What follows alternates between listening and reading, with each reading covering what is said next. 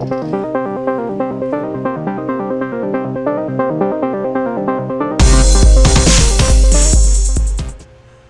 is up, everybody? This is Great Time Gaming here, coming back with a video commentary. We're playing Smite today, Cody. Is that right, Smite? Yeah, Smite. Oh, Smite.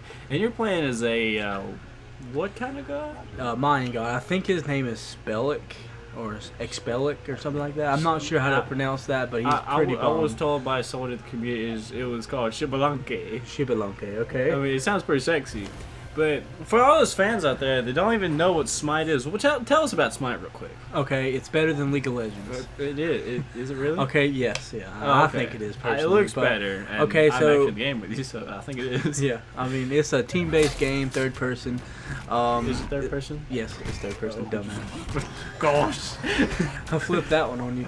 But anyway, it's about gods of different mythologies fighting it out, and they have like little power-ups. And I mean, I'm sure that there's a lot more in depth that there's like a bunch of different crap that I could probably say about it, but I just play arena, so I'm a noob. Ain't nobody got time for all that. Ain't nobody got time to run lanes. You know. So anyways, I'm still kind of new to this, and you've played a crap ton more than me. I know I'm playing as Ymir, the big Norse god, and he just has this giant kind of. He has a giant piece of ice. That's right. It's OP. And yeah, and his most, I would say his most valuable attribute would be to make a big ass wall of ice. And self-destruct. No, he doesn't self-destruct. He self-inflates and kills everything around him. He shoots little ice spikes. You mean he just has like a proxy death, I guess, that kills everything? Pretty much. Yeah. But you know, that's a different game. We should probably not talk about that. Right, true. But anyway, so we have a story today for you guys. It's about a camping trip. Yeah, it starts off back in Nam, and a couple of my buddies, Chuck and Carl, I'm not going to disclose the names, we're going to call one of them Chuck and one of them Carl. And it all started on the bus ride there. Okay. We'll take that back. We're in Nam, so it all started on the C-130 right there. And on the C-130... You got jokes. That's right. Oh, jokes, kid. This kid got jokes. And Chuck... His mom, he was actually the pilot of the C-130, aka, or we codenamed Van. Okay. And we made up this game called Boosh not too long before the trip. And Boosh. It's amazing. How do you play Boosh? Okay. Well, the premise of it is you had to make this really shenanigan-based story, I guess you could say. Okay. And I know this is a really terrible example, and I could really do it better, but it's time constrained. But the way you start out, you're the first person to be like, I went to, the next person had to finish the sentence or keep it going. Like, I'd be like, I went to, and you would be like, the bank and got, and you had to try to keep it going as long as you can and make a bizarre story. Okay. So we ended up making a kind of just messed up story. It wasn't, it was very bizarrely messed up. I mean, bizarrely messed up. It was terrible. We ended up making a story about having a hooker that was married to a Polish guy, and their child. This is the part that's weird. The child had 4 heads, and 3 eyeballs, and it was like it didn't have any junk anywhere. Okay. So they just stuck a banana to it and duct taped it there. It seems like a very practical way to do things. So okay. But you know what else? Talking about bananas and sticking places things. Sticking places things? Okay. Yeah, that's right. Later, when we actually got to the camping, or when we got to the extraction point. Okay. Yeah, no. Wait, when you get dropped off, is it a distraction or it's not a distraction, because that's... I think this is a distraction because you I have no idea what the word is. You can just finish the story, though. Oh, gosh. So when we got there, and we set up our tents and everything, and we had some adults that went with us, and there was only 2 women that went, and they were both over 40, so just keep this in mind. Okay, and one was his mom. One was Chuck's mom. Okay. So anyways, Chuck, he pulled out a this giant, like when I mean giant, it could fit around my chest, and like a unitard or something. Okay. So he pulls it out and it's like, dude, look what I found. I was like, that's huge. At the time, I did not know anything about women's underwear. So it was something that was huge. That was a woman's underwear. Yeah, I didn't know it was women's because yeah, that's how it was. I just knew. Okay. And he goes into his sleeping bag, puts it on, and shows us. And I just bounced. I was out. I was like, nah, this is just wrong. Because at the time, I was only 15. Okay. Chuck was 10, and Carl, he was 12. And I was like, nah, this is weird. I don't want to see a 10-year-old in a thong. So I just left. I was gone. I was out. I didn't want to see none of that. I don't know what they did. They came out about 5 minutes afterwards. And I heard laughing. So I mean, I just leave y'all up to that. So I sat down. I had probably a foot-long marshmallow roasted stick.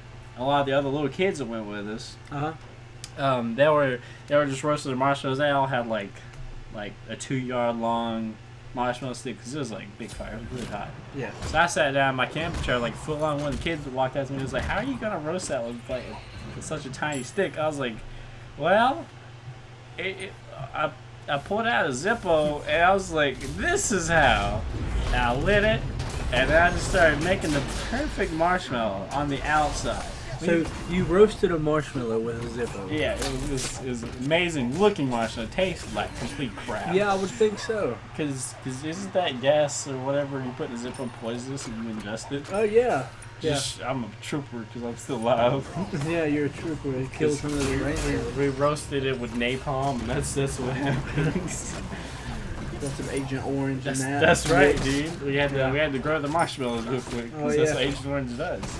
So later, it was pretty when me, Chuck, and Carl when we found it was late at night. It was the next day. That's when everybody else found out about the Hobo condom. And this is where the banana story Calm comes. out.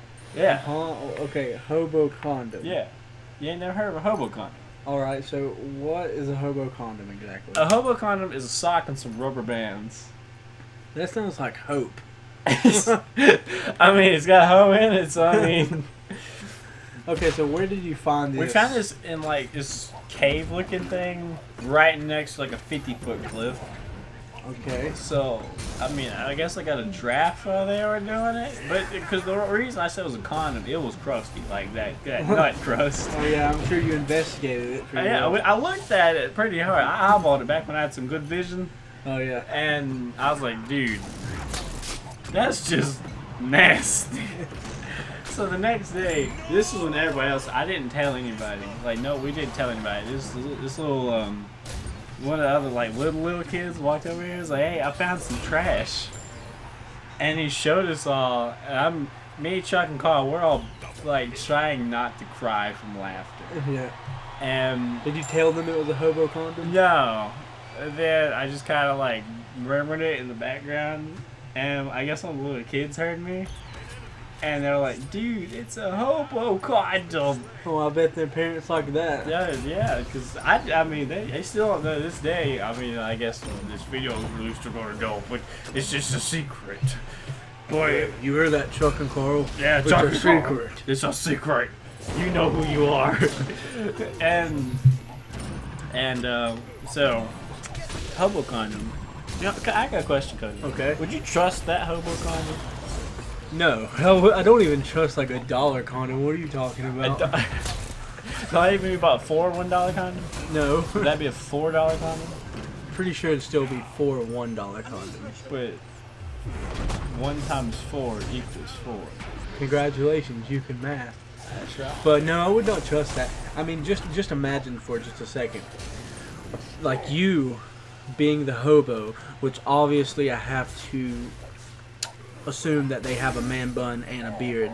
Okay, so they're out in the middle of the woods with this lucky lady that followed them that far out into the middle of the woods, which that's questionable by itself. But they're out in the middle of the woods, and he just pulls off his sock, takes his man bun down, and just wraps around 2 rubber bands around that bad boy, and he's just like, "We gonna get it on, baby." I don't think that I would trust that personally. I mean, if I was the girl, I'd be like, "Okay, what the fuck did I get myself into? I don't think the $5 was worth it." I mean, it was out in the middle of nowhere, so you got to take some effort to get to where we went. Because it was probably at least 10 to 15 miles up a mountain in the middle of nowhere. Okay, So So They got a good view, okay, I guess. Hold on, let me just think. So let's say that he went to a Denny's, and then the waitress trekked up a mountain with him, like right behind him, being a hobo, which obviously you have to assume that he looks like We're in it. Nam, so you Okay, don't call it Denny's. Okay, it's the Ching Nam Chong Denny's. It's Ching Chong Denny's. Hey, calm the fuck down. Yeah, Okay, that's so pretty the fun. waitress treks up a mountain following this man into the woods, where he proceeds to take off his sock and say, "Let's get it on, baby." I mean, I don't think that if I I would- was a hobo and I was just desperate, like after snorting some crack or something, I think it'd be a great idea. What, snort crack? Yes. No. After you snort the crack, you get the hobo condom, because that's the only way I'd even do that. That's your PSAT. Yes. Not PSAT, PSA. Jesus, I'm stupid. There you go. And I just don't see, even if you're a hobo, why would that even work? But anyways, I think that's about all that happened, besides some other just weird things like I mean, not pedophilia, pedophiles don't not JK.